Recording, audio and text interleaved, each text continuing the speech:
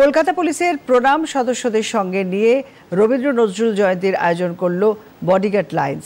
নথিভুক্ত প্রায় 22,000 সদস্যের মধ্যে কিছু সংখ্যক সদস্যদের আমন্ত্রণ জানানো হয়েছিল এই অনুষ্ঠানে।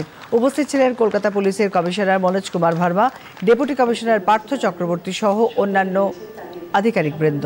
প্রণামের বরিষ্ঠ নাগরিক সদস্যদের আনন্দ প্রদান করা ছাড়াও সাইবার ক্রাইম সহ অন্যান্য বিষয়ে সচেতনতা তৈরি করাও এই ধরনের অনুষ্ঠানের উদ্দেশ্য বলে জানালেন পুলিশ কমিশনার মনোজ কুমার ভার্মা।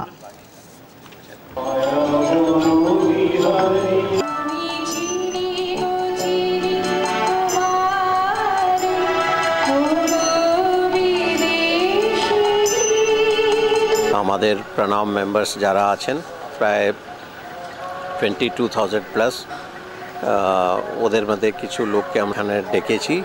কবিগুরু রবীন্দ্রনাথ ঠাকুর এবং কাজী নজরুল ইসলাম, ওনাদের জন্মদিনের এই অনুষ্ঠানটা করা হচ্ছে।